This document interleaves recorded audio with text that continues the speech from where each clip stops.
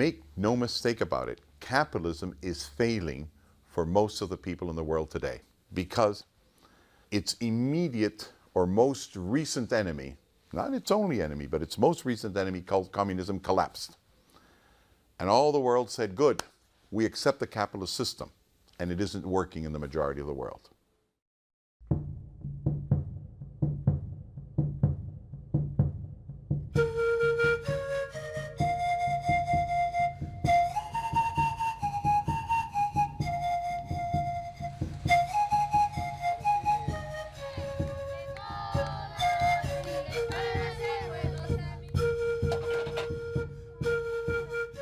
40 years ago, people started massively moving towards cities and towns, all throughout the third world. When they were out in the countryside, they could only really do one thing, which is be farmers. Now, all of a sudden, the possibility of diversifying and actually having a gratifying life has increased. We all talk about a global economy and a global world, and yet we know very little about how 2/3 of the world lives and what it's up to. And it is important that we get acquainted with them because they are the majority of the world's population. There is really no difference between the rich and the poor. They all want the same things. The first thing these people want are homes, or they want constructions in which they can be sheltered when they do business. They want infrastructure, they want schools, they want shops. They want exactly the same things.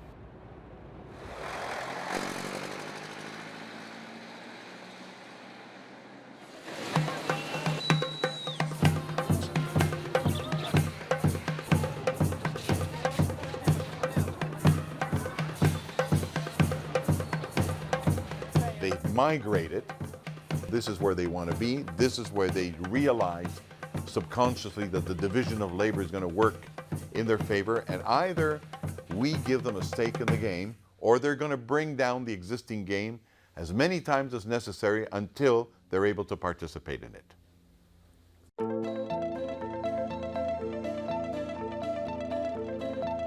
Wherever you go in the developing world, you will see lots of children. In the 18th and 19th century, the Industrial Revolution began in Europe.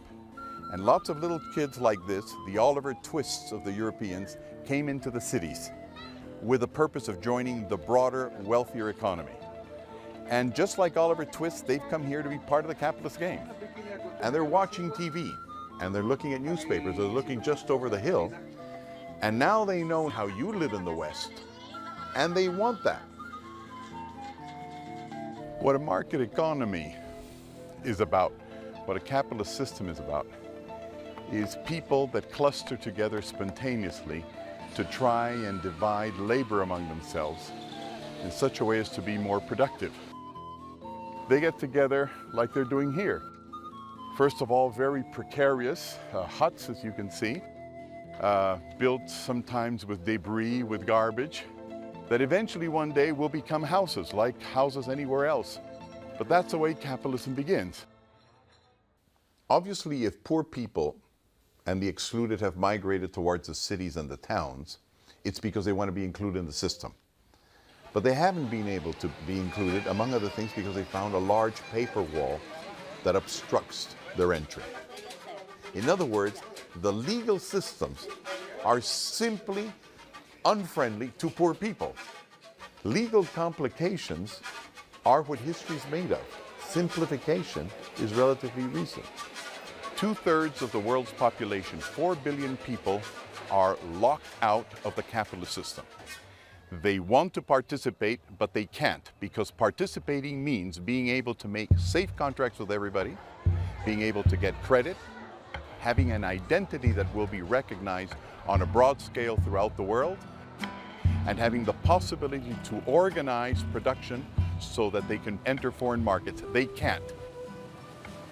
So what they've done is created their own legal system, what we call the extra-legal system. That's why we don't term it illegal. Extra-legal does not mean lawlessness. It means that they're outside the formal written legal system, but that they have their own rules, very specific ones, on how to hold on to property, how to differentiate between owners, how to make contracts, how to enforce contracts, how to give credit, how to respect families, how to create families. Extra-legal simply means that outside the formal legal system, a new system is being created made of customs and procedures that people consider legitimate and efficient. Here, what you can see behind me in those buildings, in the high-rises, in the glass structures, are what is the minority in any developing or former Soviet Union country. We're the westernized people. We live very much like most of the citizens in the North Atlantic, in the developed countries of Asia. But in fact, we are a minority. We are really the marginals of the country. We are not the mainstream. The fact is that the majority of the people work and live outside the legal system. These people are the engine of growth. Without hardly any assistance from the outside world, they are changing slums into cities. It's these people that produce the wealth. These people have assets. The total value of their homes in Peru is about $80 billion. They've got shops, and they have an identity. There is no way an entrepreneur can really create huge amounts of wealth unless he's got all these tools of the law that we take for granted. And we even forget that most of us didn't have access to them until the 1850s, when in New York, Dudley Smith was the first to make reforms in the world so that you could create a company in the US without an act of Congress. So we've got to understand that either we quickly make capitalism friendly to the majority, or that majority will find an alternative ideology, as it always does. It could be called communism, it could be called fascism, it could be called Al-Qaedism, it could be called castrism. It'll find an alternative because people are governed by ideas. Don't be fooled. Poverty doesn't incite people to terrorism.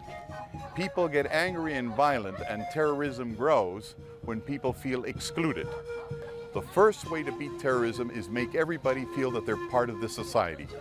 Bring them in, and we will have less problems with terrorism.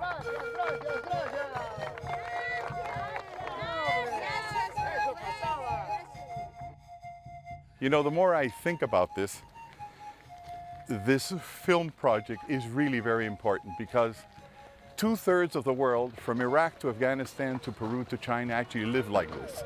This is the challenge. So if you can picture this, put it into your mind, it'll be much easier to take the right policy decisions. Films are very important. You can't understand this unless you really see it.